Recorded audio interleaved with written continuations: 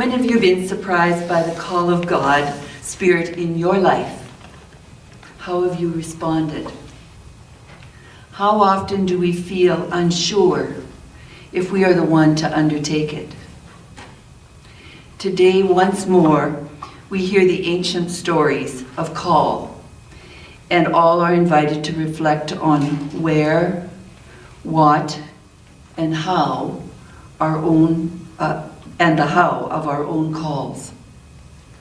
In the first reading from the Old Testament, we hear Isaiah questioning his worthiness to follow the call. In the second reading, we hear the familiar story of Jesus at the lakeside, as Alice has been speaking to the children about. With the fishermen, he was at the lakeside and with the fishermen, encouraging them to drop their nets into the deep. They may have seemed like unlikely choices to be called into unexpected serving. In each story, the call was deep and powerful and moved them to respond. Here am I. Miracles and ministry follow when disciples venture boldly into the deep, following the great love, the God Spirit that they have experienced. Reading now from the Inclusive Language Bible. In the year after the death of Uzziah, ruler of Judah, I saw Yahweh seated on a high and lofty judgment seat, in a robe whose train filled the temple. Seraphims were stationed above. Each of them had 6 wings. With 2 they covered their faces, with 2 they covered their feet, and with 2 they flew. They would cry out to one another, "Holy, holy, holy is Yahweh omnipotent. All the earth is filled with God's glory."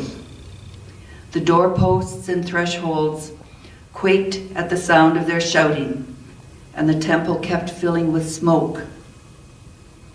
They said, "Woe is me! I am doomed. I have unclean lips." Then Isaiah said, "Woe is me! I am doomed. I have unclean lips, and I have lived among unclean people with unclean lips, and my eyes have seen the ruler, Yahweh, omnipotent."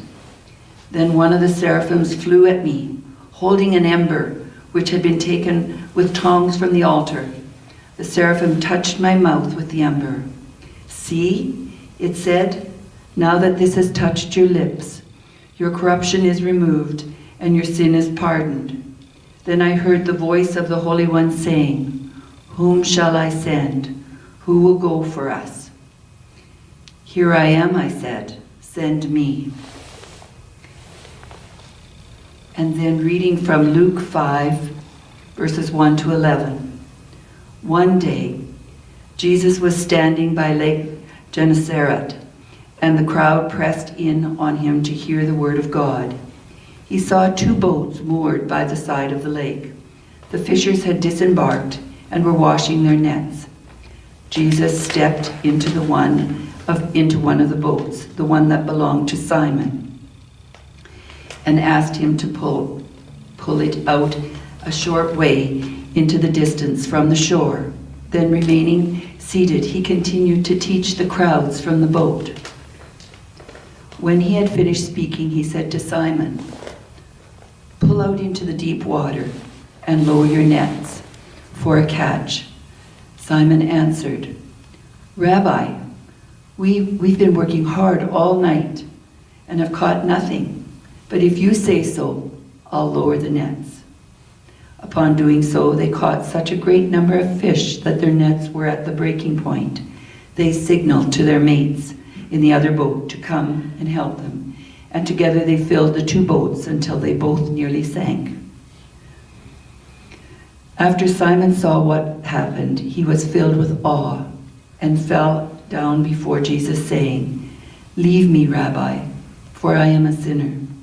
For Simon and his shipmates were astonished at the size of the catch that they had made, as were James and John, Zebedee's sons, who were Simon's partners. Jesus said to Simon, "Don't be afraid. From now on, you will all be fishers among humankind." And when they brought their boats to the shore, they left everything and followed him. May these words open us to Spirit's presence. And may wisdom come to us this day.